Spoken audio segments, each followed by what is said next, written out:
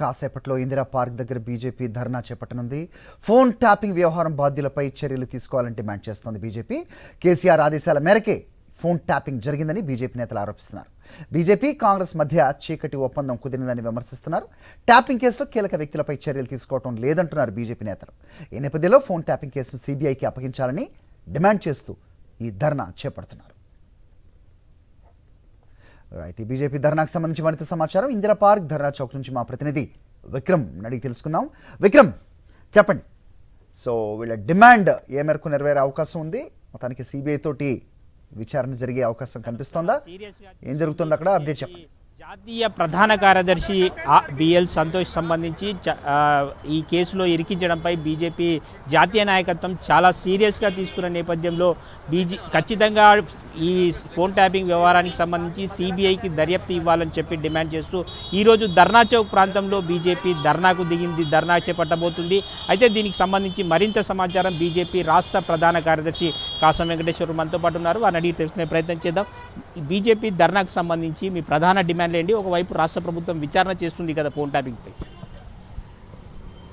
అనేక రోజులుగా phone tapping వ్యవహారం పైన రాష్ట్ర ప్రభుత్వం, ఇప్పుడున్నటువంటి రేవంత్ రెడ్డి గారి ప్రభుత్వం తాత్సారం చేస్తుంది. ఎంతైతే వేగవంతంగా విచారణ చేయాలనో ఆ విచారణ చేయడం లేదు. తర్వాత వారికి అనుకూలంగా విచారణ చేస్తున్నట్లు అనిపిస్తూ ఉంది. అసలు విషయాలన్నీ బయటపెట్టేటువంటి ప్రయత్నం చేస్తలేదు.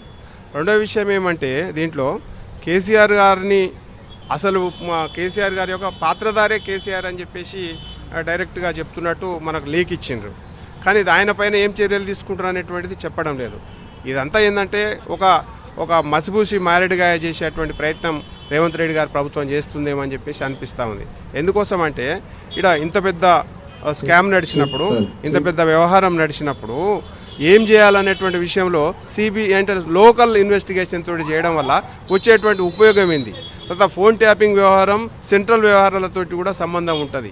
కాబట్టి ఆ రకంగా ఆలోచన చేయకుండా కేవలం మేము మాత్రమే చేస్తామని చెప్పేసి భీష్మించుకుని కూర్చునేటువంటి పరిస్థితి ఎందుకు వచ్చింది? అంతకుముందుకు రేవంత్ రెడ్డి కేసు కూడా, ఓటుకు నెట్ కేసు విషయంలో కూడా కేసీఆర్ ఇదే రకంగా ప్రవర్తించిండు. ఏమంటే ఓటుకు నెట్ కేసు సిబిఐ తోటో లేకపోతే వేరే దాంతో దర్యాప్తు చేయాలంటే లేదు లేదు లేదు మా సంస్థలే జరుపుతాయని చెప్పేసి ఇప్పటి వరకు తాత్సారం చేసుకొచ్చిండు. దాని అర్థం ఏమంటే